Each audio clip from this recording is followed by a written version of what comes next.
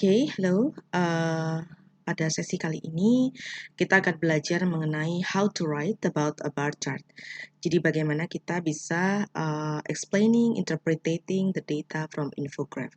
Setelah pada 2 sesi kemarin kita sudah belajar mengenai language trend, related verb and noun, how to paraphrase the sentence, and also we learn about how to compare and contrast the data from the chart. Nah, kali ini kita akan belajar bagaimana sih kita bisa menuliskan sebuah descriptive writing berdasar data-data yang disajikan dalam chart atau infografik lainnya. Di sini ada 2 poin yang harus kalian ketahui sebelum kalian menulis nantinya ya. Yang pertama adalah goal kita adalah bagaimana kita bisa summarizing the information presented. So I would like to highlight the word summarize ini. Apa sih yang dimaksud dengan summarize? Summarize di sini adalah bagaimana kita bisa understanding the features from the graph. Bagaimana bisa kita memahami beberapa fitur yang ada pada data. Misalkan the topic and then also the variable.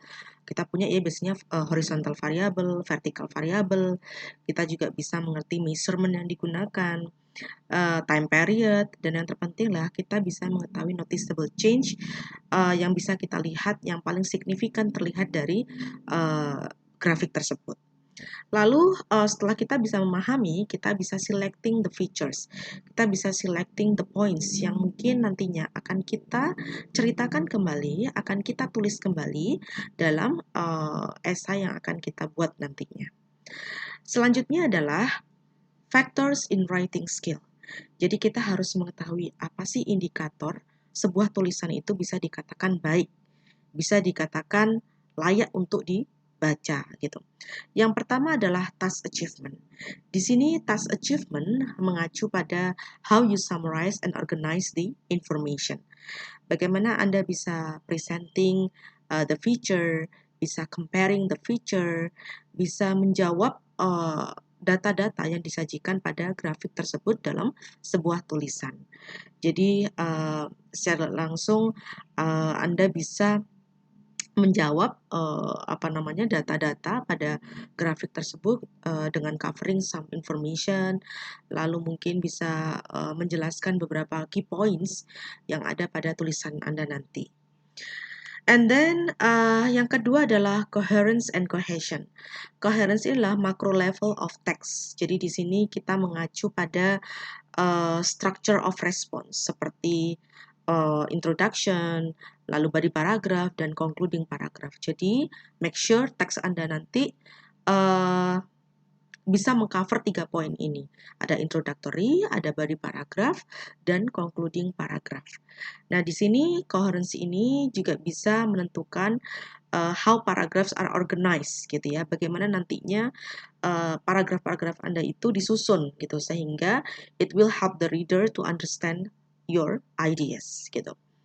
For cohesion, we talk about the micro level of text. Nah, so we talk about how words are linked together to form sentences, how sentences are joined together to form the argument. So we talk about the logical sequence, gitu ya, dengan bantuan language component yang ada, seperti tenses, seperti pronouns, seperti articles, dan juga the use of conjunction to link the sentences and to link the ideas sehingga logical sequence yang kita tulis itu terlihat gitu. Selanjutnya adalah grammatical range and accuracy. Selanjutnya adalah lexical resource. Nah, di lexical resource ini kita bicara mengenai vocabulary yang kita sudah pelajari di part 1. Kita belajar mengenai the variety of lexical resource in describing the trend from the graph.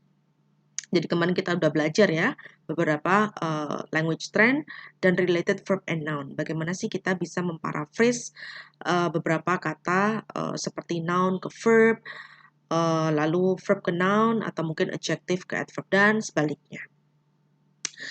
Dan yang terakhir adalah grammatical range and accuracy. Nah, di sini kita bicara indikator sebuah tulisan dilihat dari rate of error-nya gitu ya. Jadi kemarin juga sudah kita singgung ya di part 1 and also part 2. Jadi di grammatical range dan accuracy ini kalian akan belajar untuk menggunakan beberapa dasar struktur gitu ya, seperti tenses. Lalu kalau memang Anda mau bicara sentence type, ketika nanti when it comes to writing, you consider about the type of sentences seperti simple sentence, compound sentence, dan complex sentence.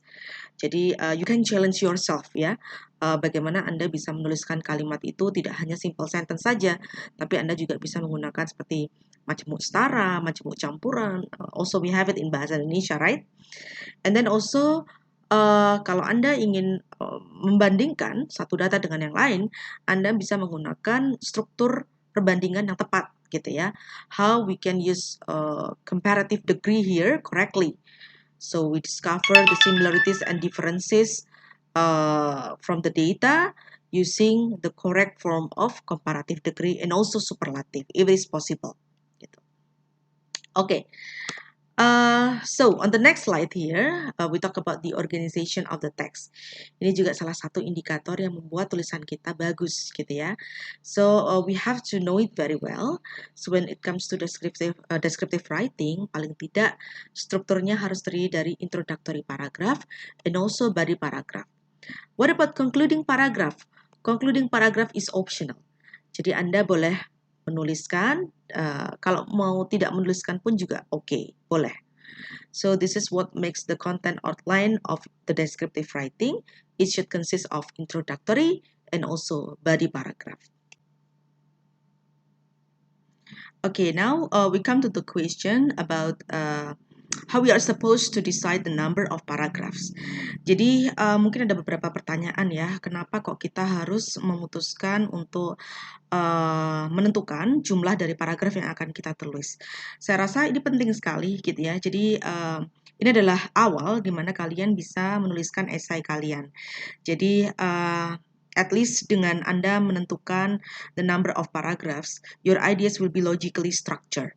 And of course, there are two benefits, at least for the reader and for you yourself, for the writer. For the reader, of course, it will help the reader to understand your ideas much easier based on the number of paragraphs. For the second one, it brings benefit for the writer. Of course, once you decide the number of paragraphs, the essay will fall into place. So you will write down the essay based on the number of paragraphs, gitu, based on the mind map you have made before. So there are three ways how you are supposed to decide the number of paragraphs. The first one, you can decide how to organize the summary of data.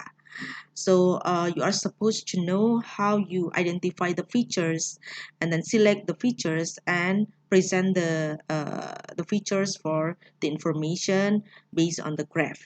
The second one, paraphrase the task statement in paragraph 1. Jadi ini yang bisa Anda lakukan di introductory paragraph adalah dengan memparaphrase task statement yang ada.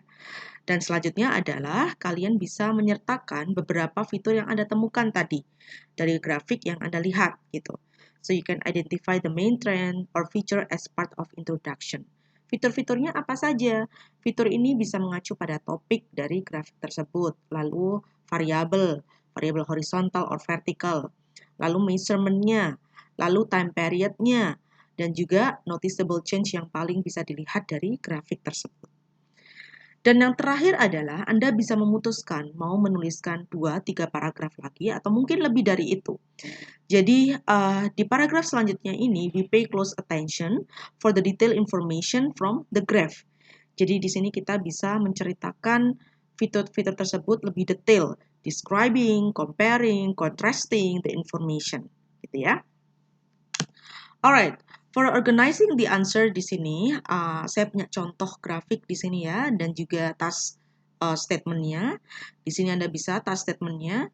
The graph shows the rates at which cars were stolen in 4 countries between 1990 and 1998. Di sini kita diminta untuk bisa menjelaskan gitu ya, grafik yang ada di slide ini. Nah, di sini ada 5 pertanyaan. There are 5 helpful questions that might assist you to organize the answer. Jadi Anda bisa gunakan pertanyaan-pertanyaan ini untuk lebih mudah mengidentify fitur yang ada pada grafik ini. Yang pertama adalah, you have to make sure to include the answer here. How is the information presented? What is the topic? What is being measured or compared? What is the time period? And what is the most obvious trend or change? Nah, di sini adalah 5 pertanyaan yang Anda bisa jadikan acuan untuk mengorganize informasi atau jawaban yang akan disajikan dalam tulisan Anda nanti. Selanjutnya adalah yang kedua, paraphrase task statement as introduction part. So we move to introductory paragraph here. Yang pertama Anda harus lakukan adalah Anda bisa memparaphrase task statement. Di sini saya sudah menuliskan task statement-nya. Dan yang kedua adalah presenting the information dari 5 pertanyaan yang kita sudah diskusikan sebelumnya. Jadi di sini ada 5 pertanyaan. Nah, ini Anda tinggal jawab di sini. Ini adalah fitur dasar atau fitur basic feature yang Anda bisa temukan, Anda bisa baca dari grafik. Setelah Anda temukan jawaban-jawaban ini, dan Anda sudah melihat task statement-nya, Anda bisa masukkan di introductory paragraph. So this is the quickest way, the easiest way how you can compose the introductory paragraph in your essay. Jadi kalau Anda lihat di sini, ada di red highlight di sini, ini mengacu pada topik yang ingin saya sampaikan.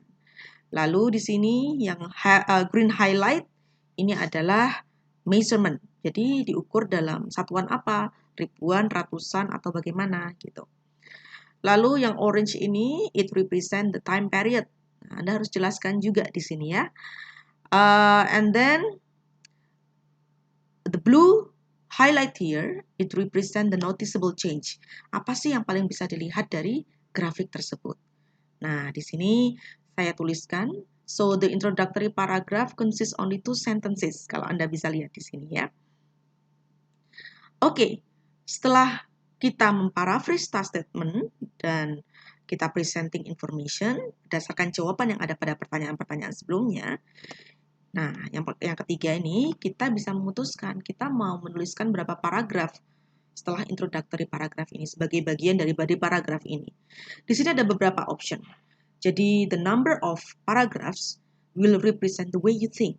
Nah, kita akan lihat ya opsi-opsi ini. Yang pertama adalah opsi pertama, saya menuliskan 5 paragraf. Wow. Too many paragraph ya. There are so many paragraphs here. Yang terdiri dari introduction dan 4 body paragraph. Jadi di sini 4 body paragraph itu saya isi untuk tiap negara ini ya, tiap variabel ini. Body paragraph 1 saya hanya menceritakan mengenai Kanada saja. Paragraf kedua saya menceritakan France saja. Paragraf ketiga Sweden dan selanjutnya Great Britain. Jadi saya total punya 5 paragraf. Opsi kedua, saya simplify.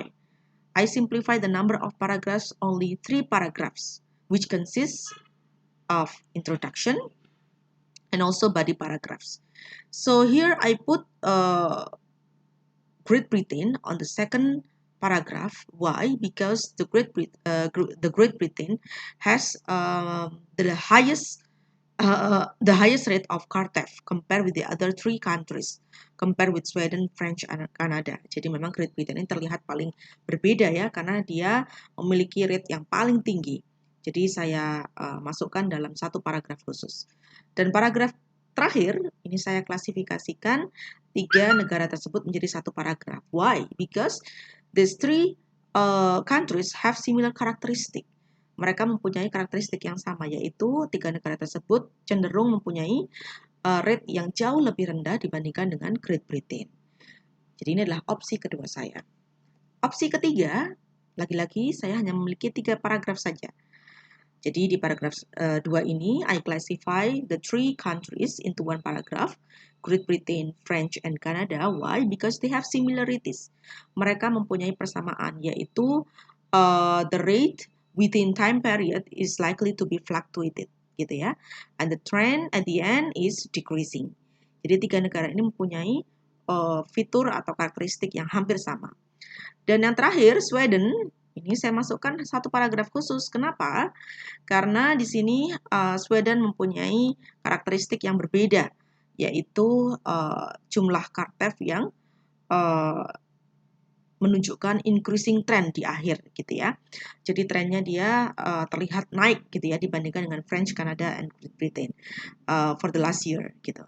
Nah di sini pada dua opsi terakhir di sini saya memasukkan karakteristik yang memang sama dalam satu paragraf gitu. Nah kalau Anda diberi pertanyaan, kira-kira opsi mana yang akan Anda pilih gitu ya? Mungkin ada beberapa dari kalian yang memilih opsi 1, opsi 2, atau opsi 3. So one thing that you have to keep it in your mind, in general, fewer paragraphs are better than too many. So if you look at option 1, gitu ya, for task 1, there are too many paragraphs, only for task 1 gitu ya. Jadi option 2 and option 3 are considered to be much better compared with option 1. Jadi kalau bisa jumlah paragraf ini juga bisa berperan penting gitu ya dalam menentukan kualitas dari writing Anda. Alright, so we move to the next one. I already write down here the essay based on the option 2 and 3. Jadi saya di sini composing 3 paragraphs only. So for the first paragraph, I write the introductory paragraph here. And then for the second, for body paragraph, I explain Great Britain only. Why? Because Great Britain has the highest rate of car theft compared with the other 3 countries like Sweden, French, and Canada. While on the last paragraph, on the second paragraph for body paragraph, I explain Sweden, French, and Canada into one paragraph altogether. Why? Because those 3 countries have the same characteristic, gitu ya. Jadi those 3 countries are likely to be lower for the rate of car theft compared with Great Britain. So this is my essay, gitu ya. Jadi this essay is written based on the information before, based on the number of paragraph that I have made on the previous slide. So everyone, this is your turn to write and describe about the bar chart. I think this is the best way for you to deliver your ideas without being interrupted. Okay, good luck. So everyone, that's the end of the slides. Hope you can learn something from today's session. Stay happy, stay healthy, and stay productive. See you on the next video.